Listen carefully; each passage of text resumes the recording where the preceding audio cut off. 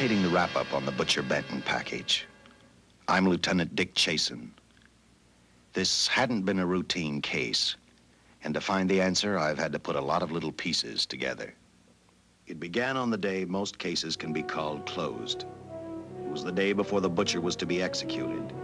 He was visited by his attorney, Paul Lowe, in the death house. It was at this first meeting the Butcher Benton case took its first switch. Well, that's it, Butcher. The evidence against you was so strong, the governor turned down your appeal. You're a rotten liar, Lowe. You started railroading me from the beginning of the trial. And now you're still trying to throw me curves. Look, I don't blame you for being edgy, but get this straight. I didn't double-cross you. I never worked harder for a client. You mean you never worked harder for a client to get him sentenced? You were a fool, Butcher. If you hadn't tried to double-cross Squeamy Ellis and Joe Marcelli, they wouldn't have turned state's evidence against you. But you had to get greedy. You wanted to keep the whole $600,000 for yourself. Well, the boys got sore, and I don't blame them. It was all your idea. You planned the whole job. You hired us. When you found out I'd staged the money, you decided it was time for me to die. You got those two crumbs to turn state's evidence on me. You stinking rotten mouthpiece. We both know that isn't true, Butcher. Now, look, what's the sense in not giving me the money? It's not going to do you any good. Well, I'll have the satisfaction of knowing that none of you three crumbs are going to spend it. What about Eva? Don't you owe her something? You tell me where the money is, I'll see that she gets your share. I've got a different idea. I'm going to kill you and Squeamy and Joe. Then I'll take care of Eva myself. You thick-headed ape, you're going to die tomorrow. Remember what I said. I'm going to get you, all three of you. Even for you, Butcher, that'd be quite a trick. So long, dead man. Remember what I said. I'm going to kill you, all three of you.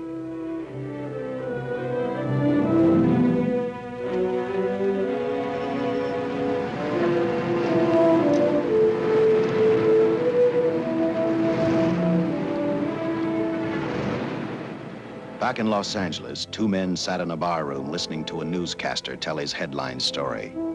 He played up big the butcher's threat to kill Paul Lowe, Squeamy Ellis, and Joe Marcelli for their having turned state's evidence against him. Squeamy Ellis didn't seem happy over the butcher's threat. Neither did Joe Marcelli. But they had figured, once a dead man, always a dead man. But this was one time everyone was in for a surprise, including the entire police department.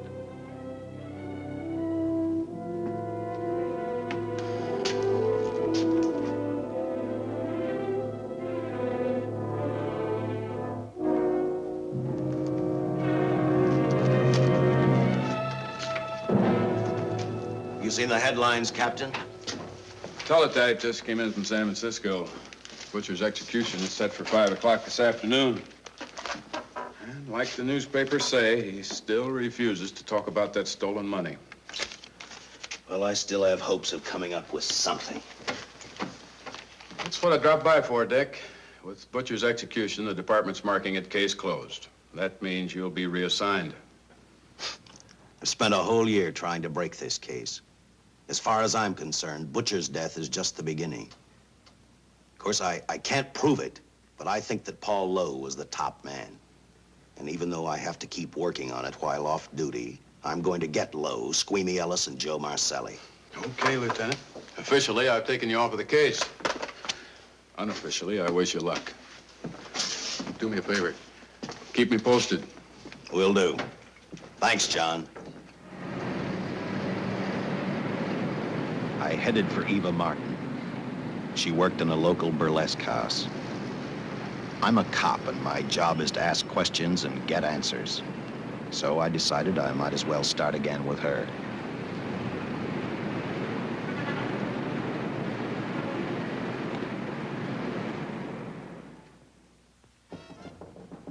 Come in. Oh. What do you want? I'd like to talk to you. Talk? You're a cop, aren't you? That's a good question. I can't even find a 3-ton armored car, let alone the $600,000, and I've been on the case a year.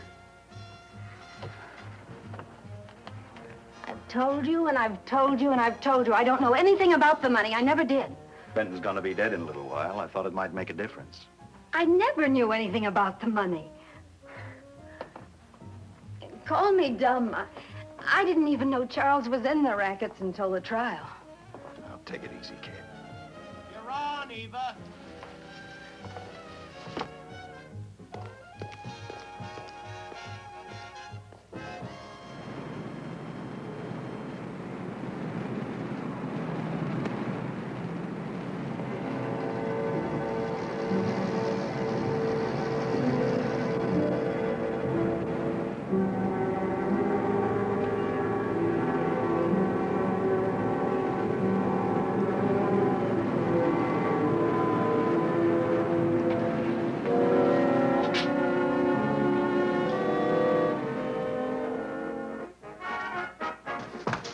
Honey, here's your wrap.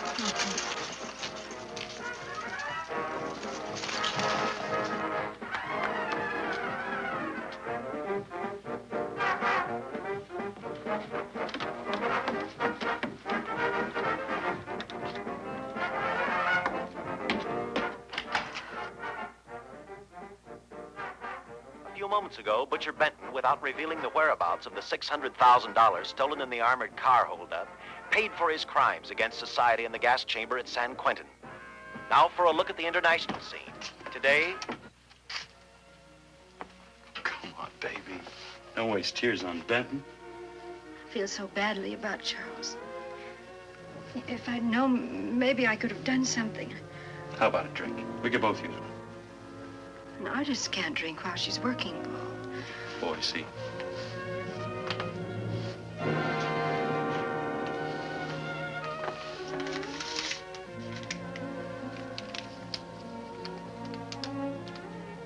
What's that? Well, now what's the matter? It's a message from Charles. He told me to open it if he died. Finale, Eva. All right. How about a steak after the show? No, thanks. Not tonight, Paul.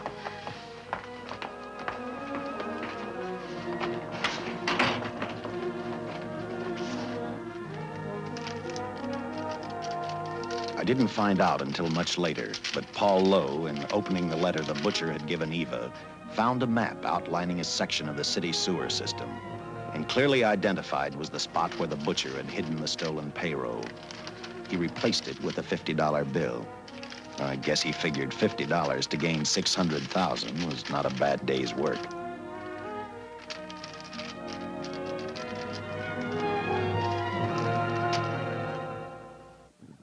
And a few hundred miles away in San Francisco, the case took another switch, which turned the next 72 hours into one long, hideous nightmare.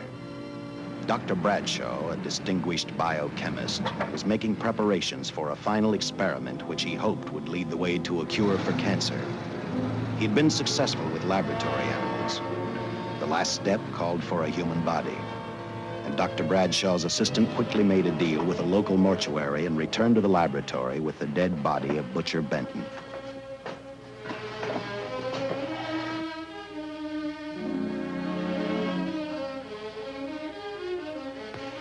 You made good time. Well, I didn't waste any. Any trouble? No, I just handed the money over and moved the body into your station wagon. That was that. Good. Get a syringe.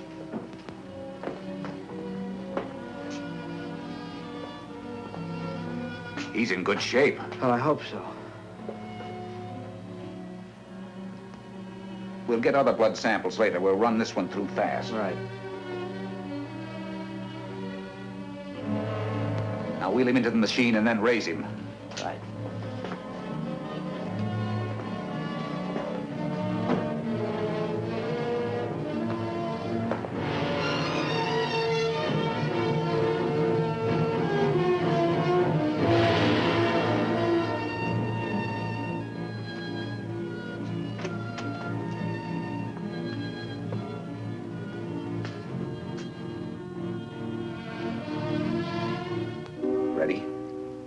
You mean you're going to give him 287,000 volts? Yes, yes. I'll get the fluoroscope set. We'll check with that before we start dissecting. Turn off the lights.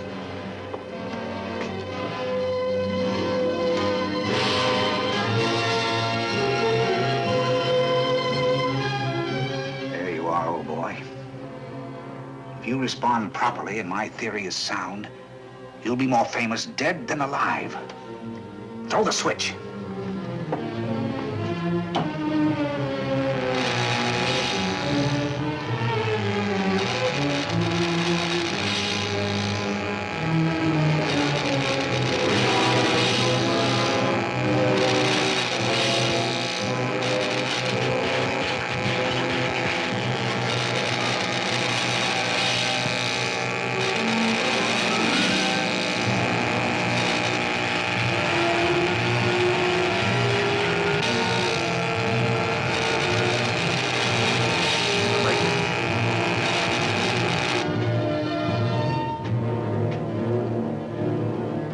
Wait, I thought I saw a pulsation of the heart. You're right. Dr. Bradshaw is beginning to breathe. You've brought this man back to life. No. The heart muscle has simply responded to a terrific electrical shock, that's all. Yes, but it does prove that the cells still function. Dr. Bradshaw, he is alive. A shock reaction, it can't last. His cells are multiplying now, if your theory is right. We could keep that reaction going longer. But it's worth a try. Get the body out.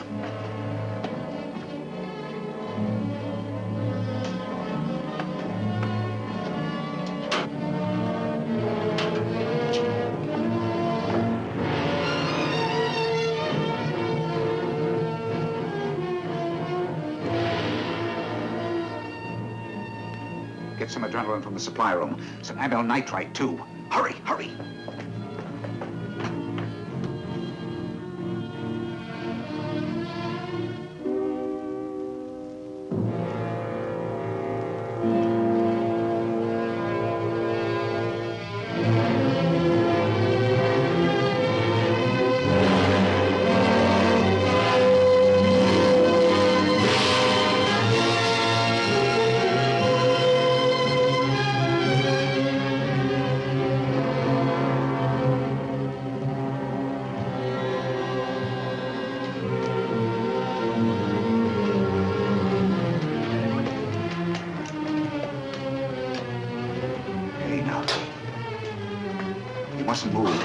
Your heart can't stand the strain. Now, you must lie still. Please, please. Easy now. Easy. Easy. You must lie. Easy, please.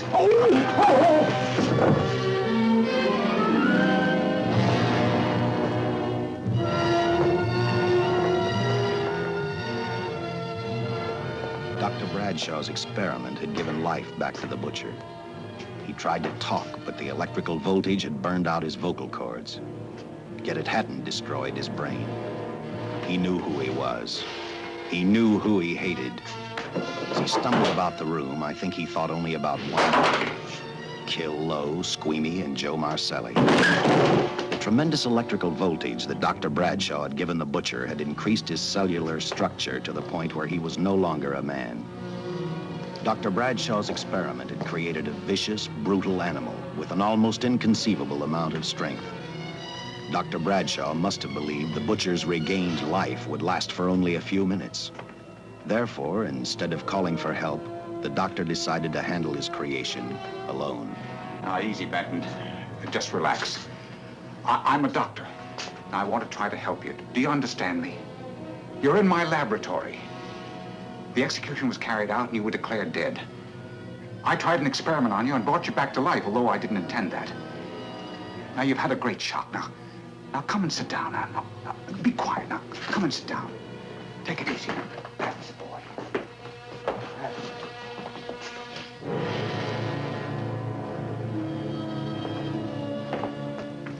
Careful. His reactions are violent.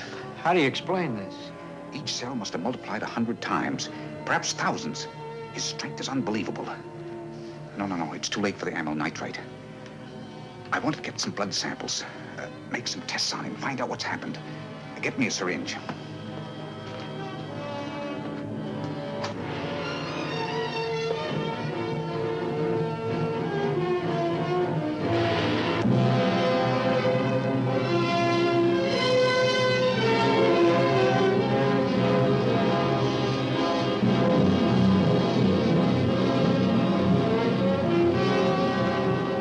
Why won't the needle penetrate the skin? Tissue must be nearly a solid mass of cells. How are we going to get the blood sample? Surgically, perhaps.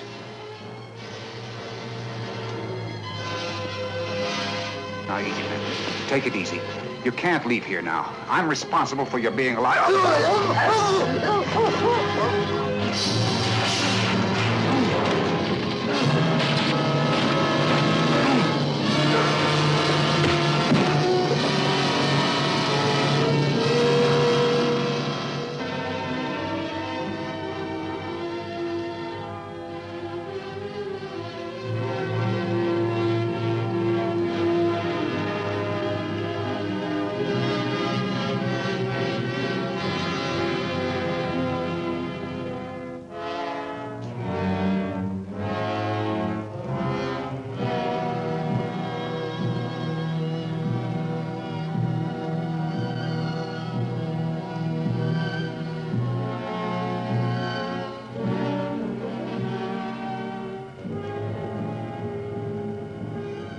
Towards the end of this case, Captain Lauder and I found out the doctor and his assistant had been murdered.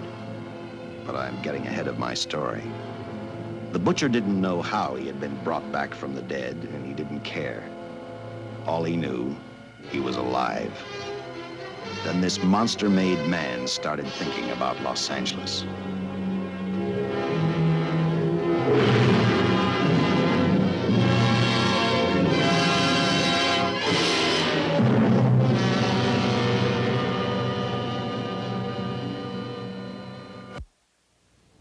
On that very night back in Los Angeles, I decided to stop playing detective for a little while. I went to the burlesque house to ask Eva to have dinner with me. After all, the butcher was dead, and if I got lucky, sooner or later, I figured Paul Lowe would lead me to the stolen payroll. In a way, that possibility made me even feel better.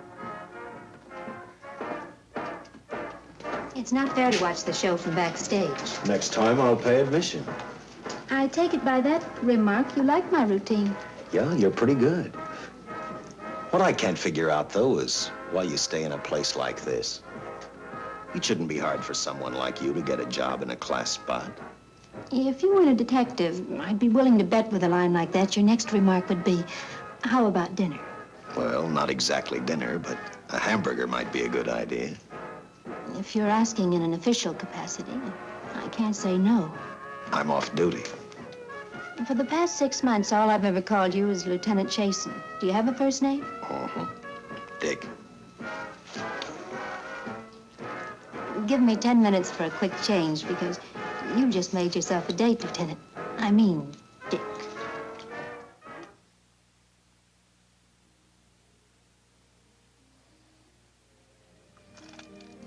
Know something, Dick?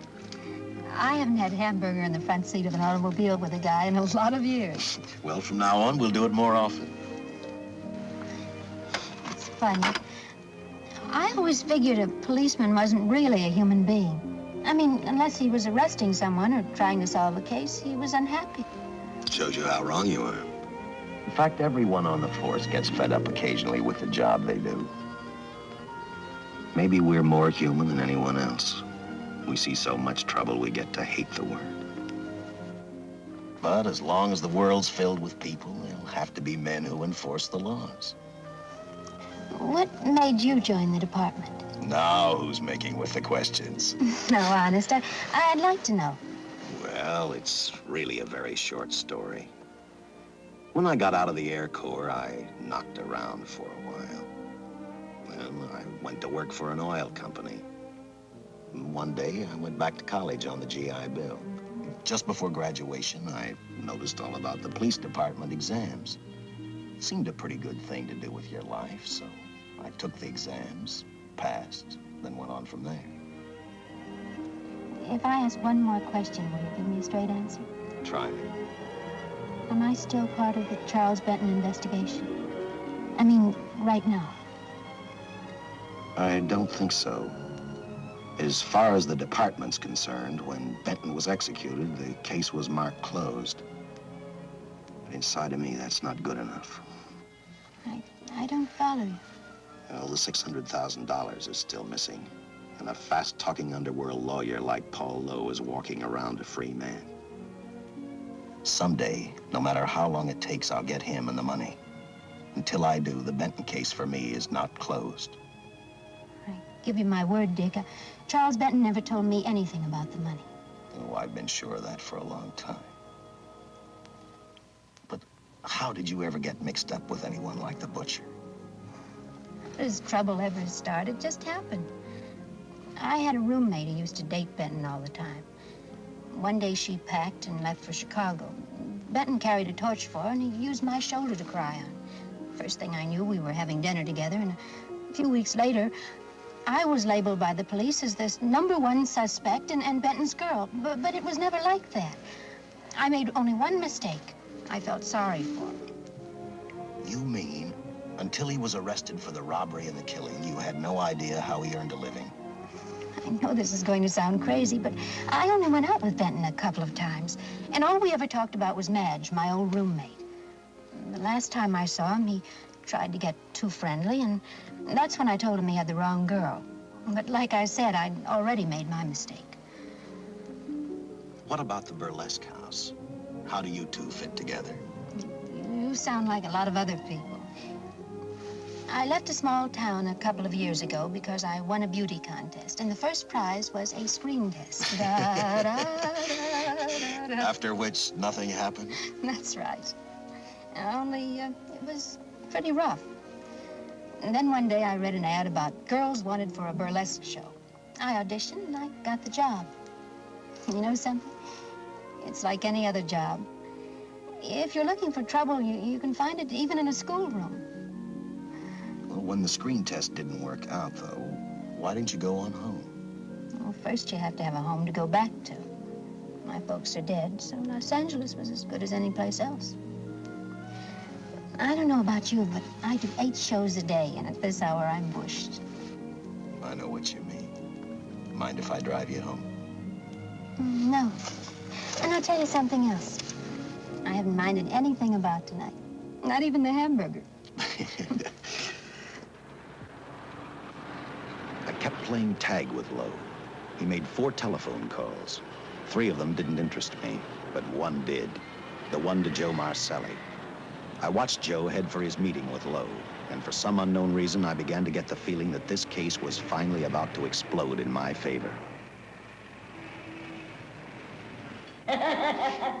You see what I mean? Well, look at that, will you? I seen him stagger on 2 legs, but he's doing it on 4. Shut up, you flea bag. Well, look who's calling names. At least I ain't a squealer, a stoolie. I warned you before. All right, Harry, that's enough. I'll take care of him. I want to talk to him. Okay, Mr. Lowe. But any future business you've got with this psycho, take care of it upstairs in your office. You keep showing around here, sooner or later he's going to get slugged, cripple or no cripple. All right, shut up, Joe. Sit down.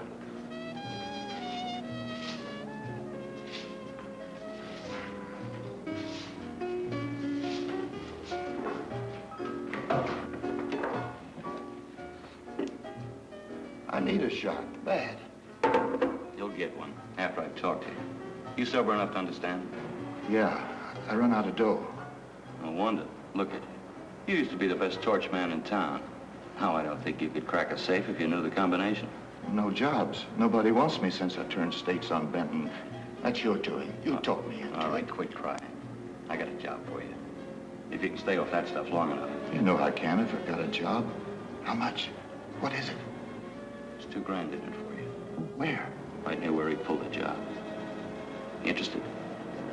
$2 grand ain't much out of 600,000. There'll be other expenses. Besides, that money's plenty of it. Now, you want it or do I get another boy? I'll do it. How soon do you want me to go to work? Set it up for tomorrow night. Call me before noon. I'm going to the races. 1. And that's all. The job's over.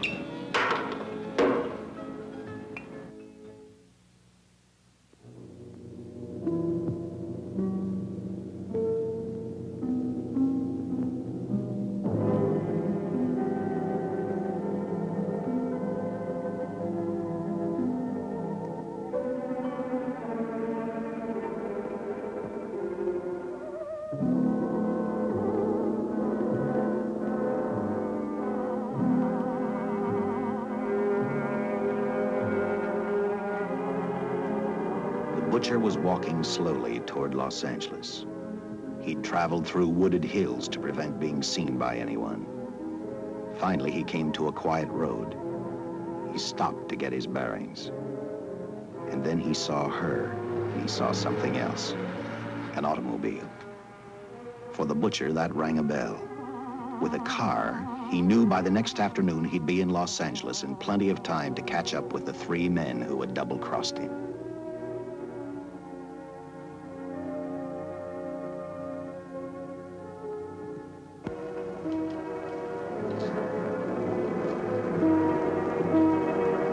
Well, see, you're a real gentleman to be helping strangers in distress. I hope you don't mind me using the babe here as bait. Quite a dish, isn't she? But that's what she gets paid for. Bait, that is. Yes, sir. She's a real shaker artist of my outfit. Carnival man myself. Just call me Connie.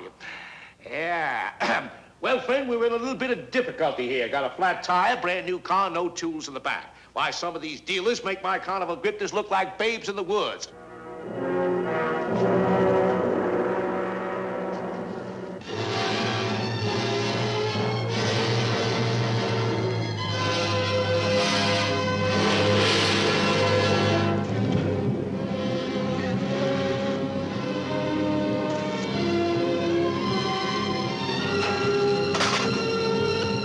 Some Gilhooly. Say, who you with, friend? Let it down. Let it down. No matter who you with, friend, believe me, I can do better for both of us. I'll make a fortune for the both of us. Oh!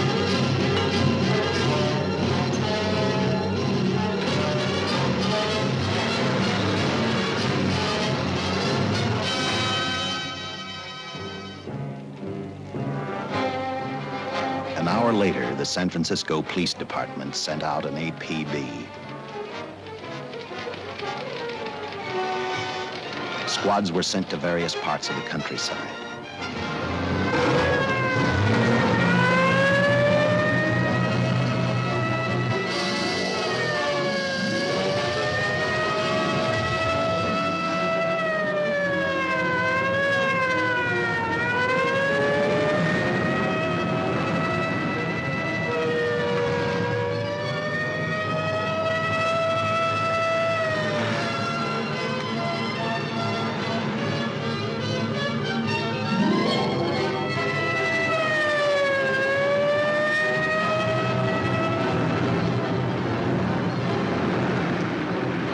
Roadblocks were thrown up to catch the cold-blooded killer the hysterical girl had described. Each squad kept reporting back to central headquarters, and each of their stories was the same. So far, none of them had spotted the car the killer was driving. Orders were given to shoot to kill, because from the girls' further accounts, they realized they were dealing with a maniac.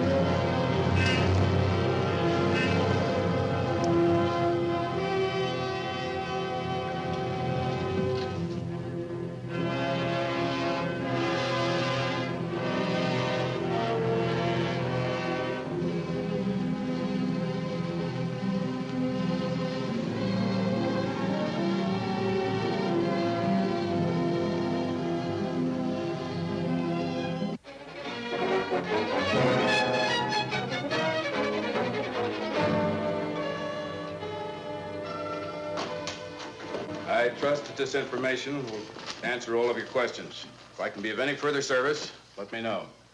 Sincerely, J.I. Louder, Captain Police, L.A. Here's another all points from CHP, Captain.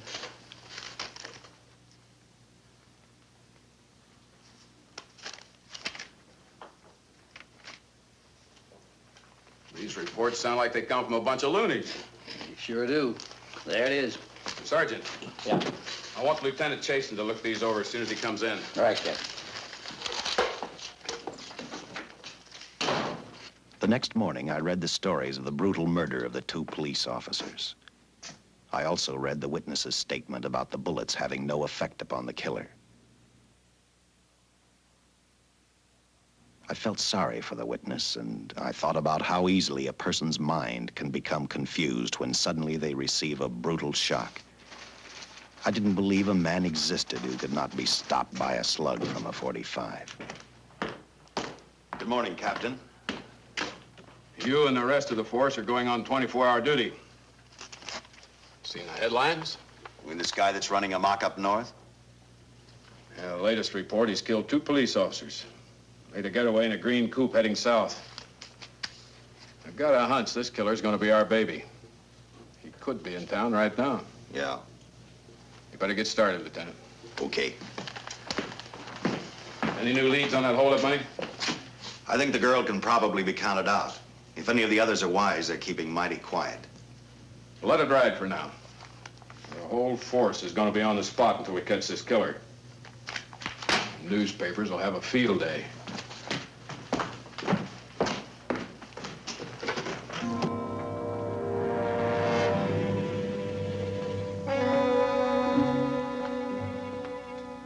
We were wrong about 2 things.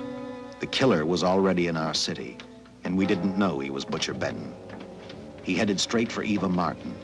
He went to her dressing room to get back the map he had left in the envelope with her. He wanted first to check his money, then catch up with Lowe and the others.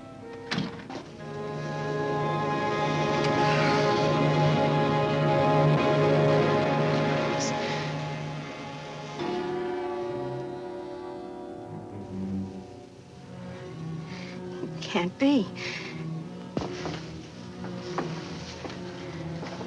But you do look like him.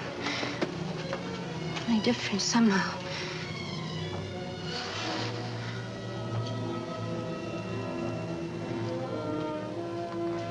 It is you. Why didn't somebody tell me? What's happened, Charles? These look like bullet holes. Are they?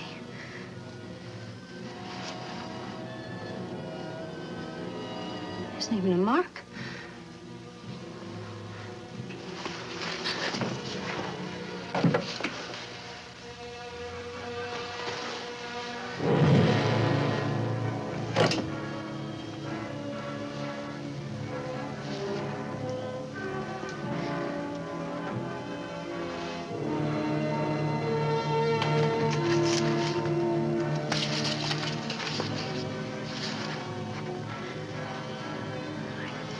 I opened it like you told me. I found the $50. I didn't know why you left him. Paul didn't know why he was here.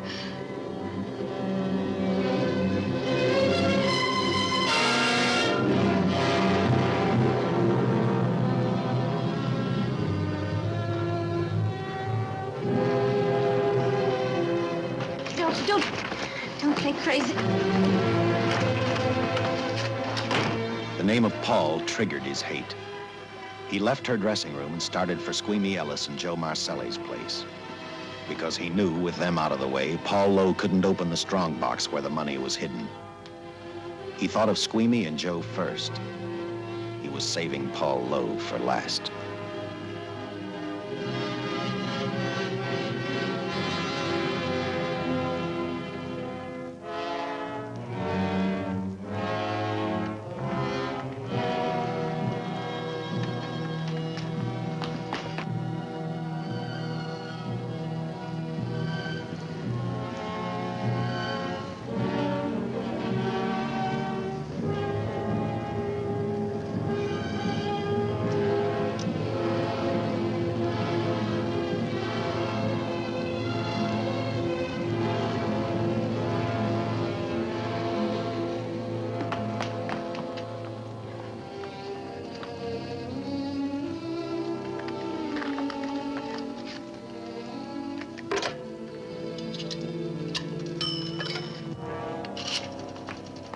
Eva, can I borrow your eyebrow pencil?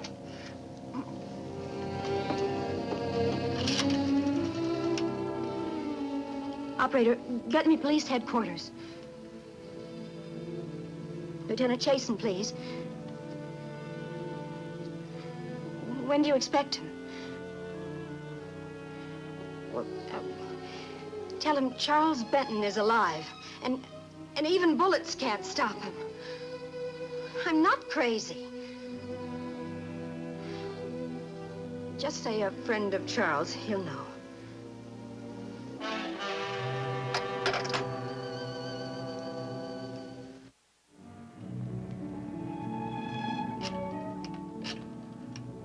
After leaving a message for me, Eva telephoned Squeamy Ellis. She tried to tell him the butcher was alive and on his way over to kill him. Squeamy didn't believe her, and in a way you couldn't blame him. Who in their right mind would believe a man had returned from the dead? What Squeamy actually believed was that the butcher, before his execution, had hired a killer to carry out his threat.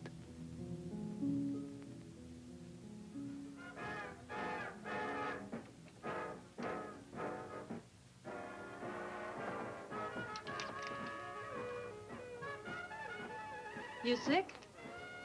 What? You don't look so good to me. 10 minutes, Eva. All right. Say, Eva, I could take over the matinee trick for you. What? It's easy. Look, Eva, I can do it. Scabba-doo-doo-doo. Oh, Francine, I just thought of something. Yeah? Eva agreed to let Francine do the show. She hoped she'd be able to interrupt the butcher before he arrived at Squeamy's hotel. Or, failing that, at least be able to warn him to stay out of sight. You wanted me, Captain? Yeah, I just had a rundown on those fingerprints of the stolen car up north. I got nothing on the driver who was killed or the woman with him. Take a good look at these. There's something funny about these. Yeah. And the boys in the lab can't figure it out either. Those are the killers. They were found on the steering wheel. Looked like they'd been stamped in with a steel die. They sure do. These are Butcher Benton's. What? Well, they look the same to me. How do the lab boys explain that? They don't. Their best guess is a twin brother. An identical twin could have the same pattern of whorls with only slight variations. Ever hear of the butcher having a twin brother? No. Even if he did, it wouldn't explain these freak prints. You didn't pick up your message, Lieutenant. Some wacky dame calls you. And she says Charles Benton is alive, and bullets won't stop him. If we buy the twin theory. Who was she? Where'd she see him? Well, she wouldn't leave her name. Sounded kind of hysterical to me. Said she was a friend of the butcher's. Eva Martin. Get over at the Follies and see what that girl knows. Yeah. Some guys have all the luck. I never drew an assignment to the Follies.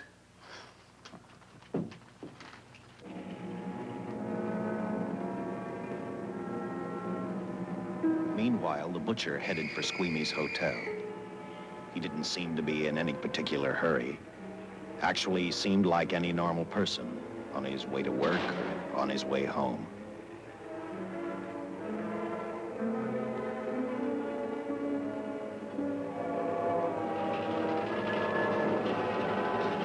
He rode up Angel's Flight, arrived at the top, scanned the hotel building, and then noticed the only exit from Squeamy's apartment, a fire escape.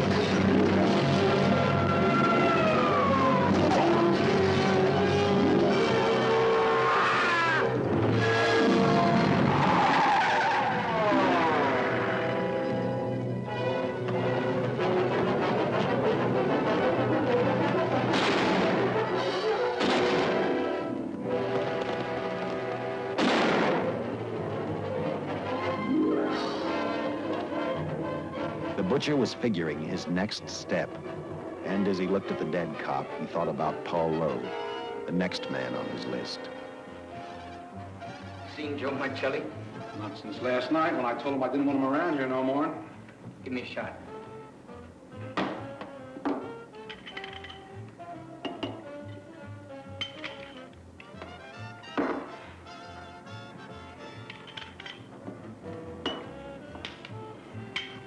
Look, I need help.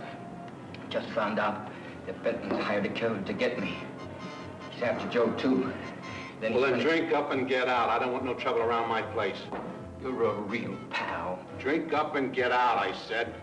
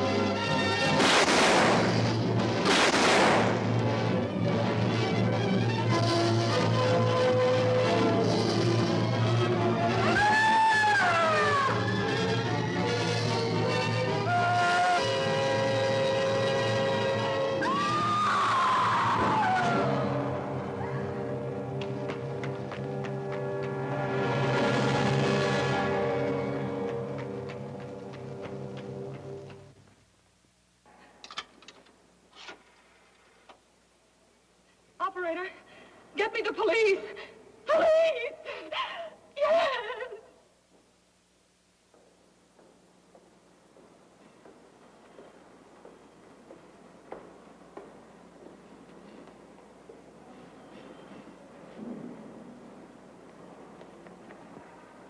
What's happened?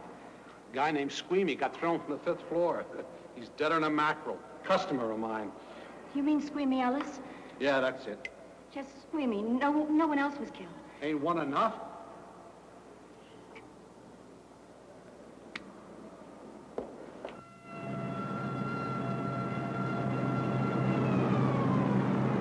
I tell you, the bullets never even phased him. He must have been wearing a bulletproof vest. God help us when the papers get a hold of this. Keep an officer on duty here till you hear from me. We'll get a stakeout on Joe Marcelli. I'd like to talk to Joe. Lauder, I'm going to call San Quentin. Suppose Benton is alive. Every available man's been put on the case now. Yes, sir. All right. All right. Anything new? Report on Dr. Bradshaw, owner of the station wagon. The San Francisco police located his laboratory in the basement of an electrical power receiving station. Bradshaw, what's he know? He's dead, and another man too, his assistant. The lab is a shambles. But now we're getting some action from San Francisco. Benton's body never arrived at the mortuary where it was supposed to go. An attendant there finally broke down, admitted he picked up some quick cash by handing the body over to a man he was unable to identify. The man was driving a station wagon. Blasted, man, the chief's on my neck, and the commissioners are on his, and the mayor's on theirs. Now, am I supposed to tell them that our killer is a dead man? They found a notebook in Bradshaw's lab. It ties his experiments in with a Professor Dwiggins at Caltech. I hope to hear from Dwiggins soon. Captain, report from the valley on a hysterical woman. Reports the presence of the killer. There's the location. Let's go.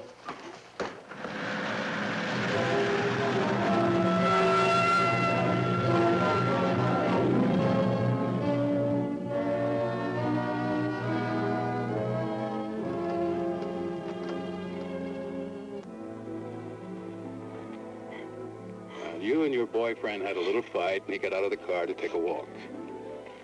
You noticed that he walked down toward the sump area in the direction where you'd seen those lights a short while before. What happened then, miss? Please try to tell us. Well, I just sat there a few minutes, I guess. I was pretty mad. Then there was a loud crash, like heavy metal, sort of, from down here. I got out of the car to get a better look. I heard Jimmy cry out something. I couldn't make out the words. Then down here, in a patch of light, was Jimmy. And coming toward him was this man. Big man. Lifted Jimmy up over his head like he didn't weigh a thing. Jimmy screamed. Just once, before he broke Jimmy's back. I heard it snap, that far away. Then I started running till I found this house. They let me use the phone. Thank you, mate. We'll see that you get home right now. O'Malley, see that the young lady gets home all right. Paul Lowe, while driving to his office, heard a radio commentator report the murder of Joe Marcelli. And what shocked him most was when the broadcast identified the killer as possibly being the butcher. Lowe headed straight for Eva Martin at the Burlesque Theater. Oh, you gave me a start, Mr. Lowe. What are you doing here? Where's Eva? Oh, I'm taking her place. I'm going to wear her costumes. What's it to you? I asked you, where's Eva? Hey, don't get physical. Well, watch your tone of voice, Buster. I told you. Little Eva isn't here. I could see that for myself. Where is she? She's at police headquarters. That's where she is. Yes, sir. No, sir. Captain Lauder's still with the mayor. The killer dropped out of sight. He was last seen in the Hollywood area. Yes, sir. We know he's dangerous. Every angle's being covered. Yes, sir. I'll tell him.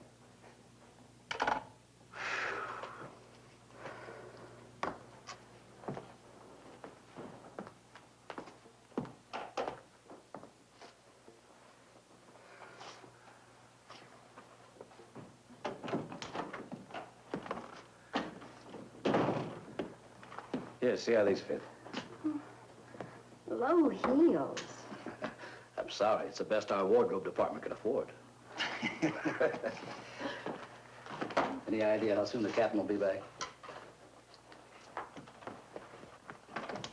Now, look, I'm going to see the captain if I have to wait here all night.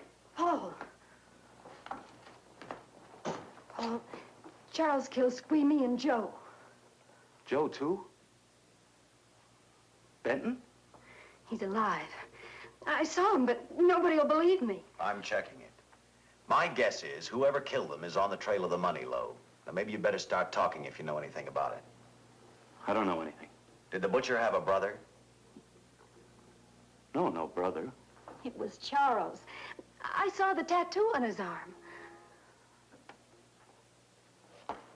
Look, I demand police protection. Where's the money, Lowe? You heard me. I demand protection. I know my rights. We put stakeouts on your office and home. Well, that's not enough. It's enough as far as we're concerned.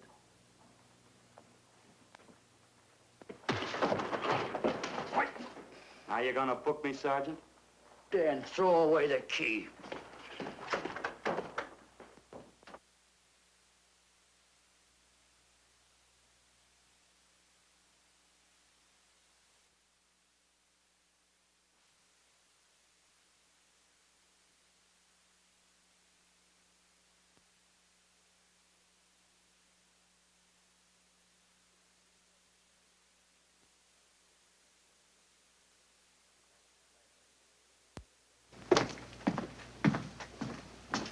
Thank you. Come up with anything yet, Dick? Oh, we've checked every hotel, motel, and rooming house in town. We've run a cross-check on every hangout Butcher ever used. Net results, blank. This is incredible. We not only discover a dead man turned killer, but it's beginning to look like he plays ghost, too. He's somewhere in this city, and if we have to take it apart brick by brick, we've got to get him. I may be way off, but I think Paul Lowe could tell us a lot. Maybe, but it's a cinch he's not going to. Well, suppose he had no alternative. You better grab some coffee. Your mind's beginning to play tricks on you. No, now, wait a minute. When Lowe came to us for police protection, it was because he was scared stiff the Butcher would add him to the list of Squeamy Ellis and Joe Marcelli. Go on. It figures, too. When he slugged the sergeant, he knew we'd book him right away. Oh, this Lowe's a pretty cute character. But we can play the same game. You mean we'll threaten to release him? Well, not exactly. You tell him you realize that he was excited, that throwing the punch was accidental. Tell him we're not going to make a charge, that he's completely released. Lieutenant, you know we can't do that. Lowell made his first mistake when he hit the sergeant, and that'll get him a year. As far as the department's concerned, at least it's a small victory. If my hunch is right, Lowe won't want to be on the streets with the Butcher looking for him. And he may talk, and talk a lot. Enough maybe for us to get rid of him permanently. Even lead us to the Butcher. If he's frightened enough, that might work. But if it doesn't... No, Dick, I'm not going to release him. I want him out of my way so bad I can taste it, but not bad enough to be responsible for getting him killed. The good thing about that, Captain, is the fact we know it, but Lowe doesn't. Let's give it a try. All right, Lowe. Come on out. I think you'll find everything in there. You're free to go, Mr. Lowell. Wait a minute. Who do you think you're kidding? You arrested me for assaulting an officer. Court, I'll plead guilty. With luck, I might get off with 6 months. For a lawyer, you're forgetting a very important point. If no charge is made, there's no trial. It was a tough day for everyone. We figured your nerves were on edge, and when you threw the punch, you didn't know what you were doing. I've squared everything with the sergeant. It's all over, all forgotten. Yeah? Why'd you bring a stenographer? Simply because I wanted a record of our conversation at the time of your release. Okay, Lowell, let's go. Oh, wait a minute. Once out on those streets and I'm a dead man. You let me go, you'll be responsible for murder. Oh, come off it, Lowe. You're imagining things. You know the Butcher threatened to kill me. You set me free, he'll do it. Well, that's just a risk we'll have to take. But the way I look at it, Mr. Lowell, you'll be okay. Look, Captain, I'll make a deal with you. You keep me here and I'll tell you how to recover the money. Maybe even catch the Butcher. No deals, Lowell. You'd probably tell us anything just to stall for time. Come on, let's get out of here. Now, wait a minute. All right. I'll tell you the truth. Start taking this down. I, Paul Lowe, hired Butcher Benton, Squeamy Ellis, and Joe Marcelli to pull off the armored car holdup. And then Lowe continued with his confession. He told us about finding the map. He showed us the exact location of where the Butcher had hidden the stolen payroll. And he gave us a most important answer. The explanation as to how the Butcher was able to elude detection. His means of escape was the sewer system beneath our city.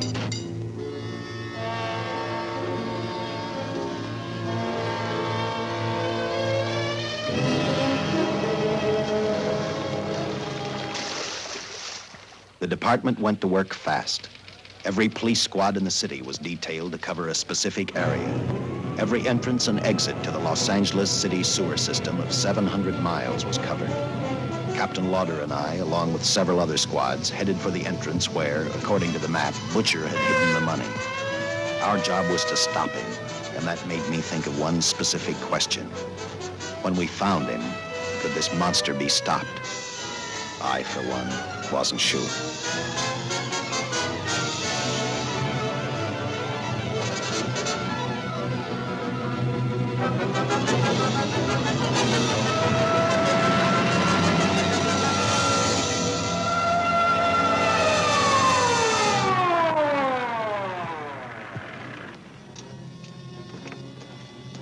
Everything all set, Lieutenant?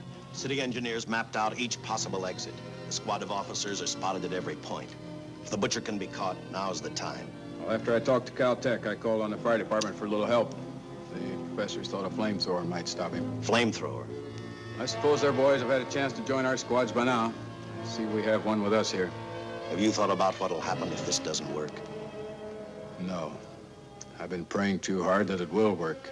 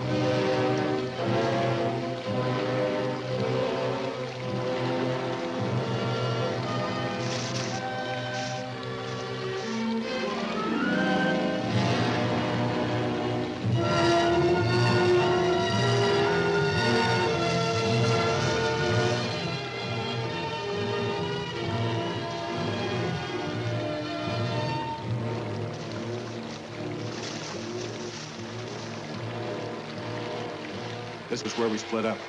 I'll go straight ahead.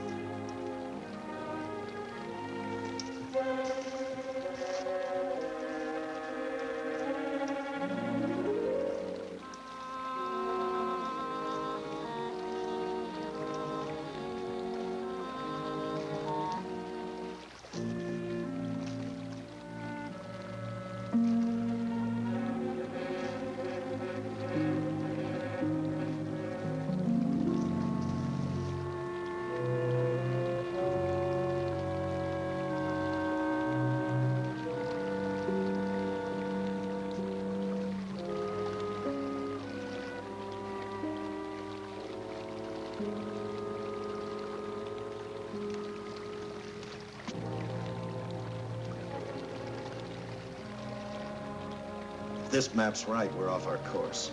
We'll have to backtrack.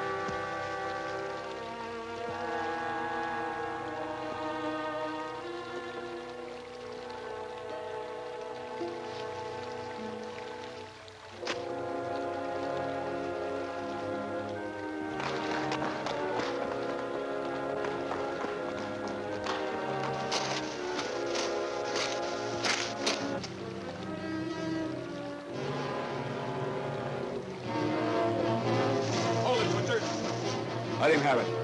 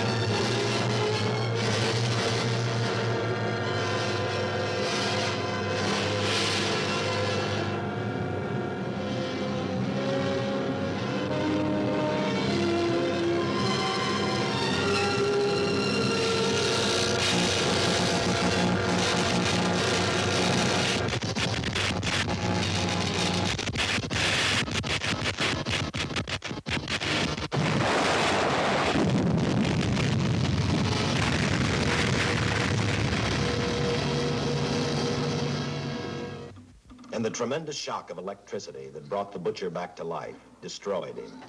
The $600,000 stolen in the armored truck robbery has been recovered. Case closed. Well, here are the scientist's comments for your records. I had to fill in a few spots with my own guesses, but I guess that's about the size of it. Did you get any sleep? Oh, some. Not much. How's the girl today? Well, I called the hospital about an hour ago. She'd gone. Gone? Where? Well, she told him she was a working girl and that she'd been away from the job too long already. Quite a girl. Yeah. Say, how about that time off I've got coming? 48 hours, beginning right now. Get some rest, Dick.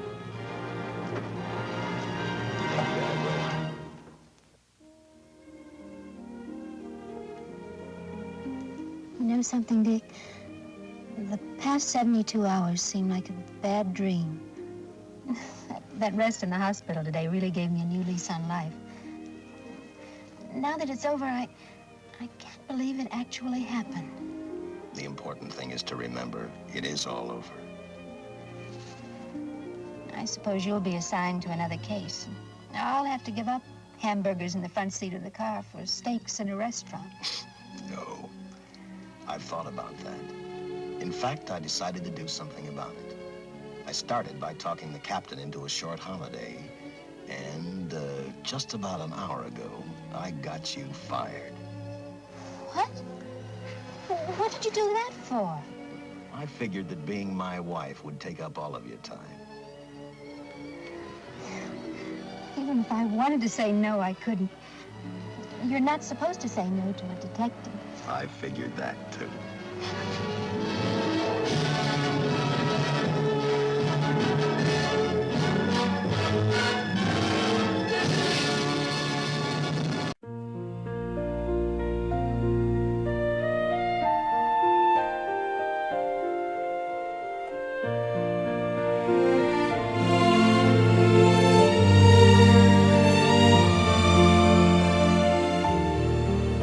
Discover timeless reels, free to watch.